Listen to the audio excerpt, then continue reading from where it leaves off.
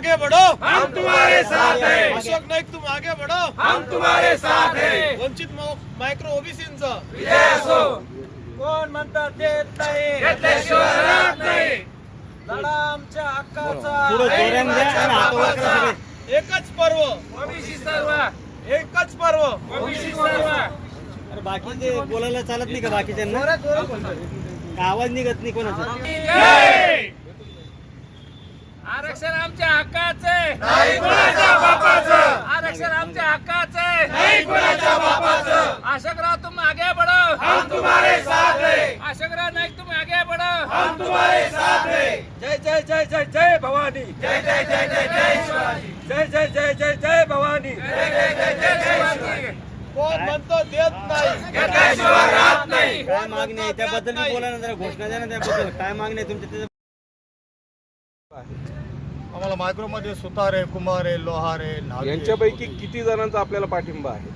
ते 7-8 जातीचा फायदा ज्या जातीची मी नावं घातली या जातीसोबतच आहे माझ्या. तुमच्या बरोबर आहेत. अधिवेशन चालू होतं, सर्व मुंबईला होते. मग आपण यावर अधिवेशनावर काही मोर्चा वगैरे काढला, मुख्यमंत्र्यांना भेटला, पालकमंत्र्यांना भेटलात का याबाबत? नाही, तेव्हा त्यांना भेटलो नाही, कारण आमचा विषय अमरण उपोषणाचा होता. आम्ही याच्यानंतर मग आम्ही पुढचं पाहू. आमरण उपोषणानंतर पुढचं पाऊल कसं शक्य आहे? जर आमच्या आमरण उपोषणामध्ये जर आमच्या मागण्या पूर्ण होत नसतील किंवा आम्हाला जर इथून उठवण्याचा प्रयत्न जर केला तर मग आम्ही तेच करणार ना. याबाबत आपण न्यायालयीन लढाई लढणार आहात का? हो, याचिका दाखल करू. असं वाटतंय का न्यायालयात ही टिकेल? टिकेल ना टिकेल तो प्रश्न वेगळा, पण आम्ही लढाई तर लढणारच ना. लढा आमच्या हक्काचा, नाही कुणाच्या बापाचा.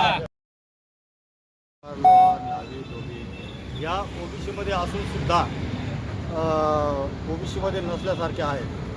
यांना कुठेच राजकीय प्रतिनिधित्व नाही आहे, नोकरीमध्ये नाही आहे, शिक्षणामध्ये नाही आहे. म्हणजे हा समाज शैक्षणिकदृष्ट्या मागास, आर्थिकदृष्ट्याही मागास आहे आणि सामाजिकदृष्ट्याही मागास आहे. साधं ग्रामपंचायत इलेक्शन जरी लढायचं म्हटलं तरी या मायक्रो ओबीसीचा फायदा बलाढ्य ओबीसी घेते. म्हणजे जी वंचित ओबीसी जी आहे, मायक्रो ओबीसी जी आहे, ही मुख्य प्रवाहात नाहीच आहे. यांना मुख्य प्रवाहात आणण्यासाठी आम्ही ही चळवळ चालू केलेली आहे आणि आम्ही तहसीलपासून तर कलेक्टरपासून आयुक्तालयापासून तर मुख्यमंत्र्यापर्यंत पत्र दिले. सरकारमधील जे आमदार, खासदार, मंत्री या लोकांना प्रत्यक्ष भेटून पत्र दिले, तरीसुद्धा आमची दखल घेतलेली नाही.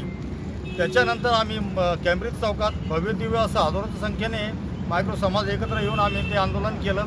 त्या आंदोलनाची ही दखल घेतलेली नाही आणि ती दखल न घेतल्यामुळं आम्हाला आज मजबूर होऊन अमरण उपोषण करण्याची गरज पडली. संविधानामध्ये मायक्रो ओबीसी असा काही प्रकारच नाहीये. आपण मायक्रो ओबीसी वेगळं का हे मागताय, आरक्षण मागताय, कसं शक्य आहे? संविधानामध्ये मायक्रो ओबीसी हा प्रकार जरी नसला तो ओबीसीमध्ये होतं का? की मायक्रो ज्या जाती, आता या छोट्या जातीला कोणी विचारतच नाही आहे ना.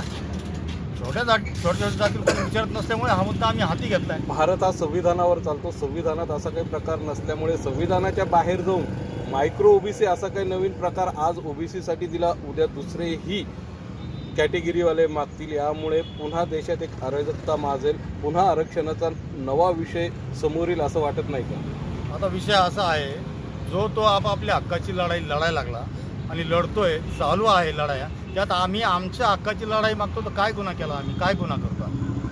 मायक्रो ओबीसी मध्ये किती जाती येतात? आहेत ते 100+ जाती आहेत. 100+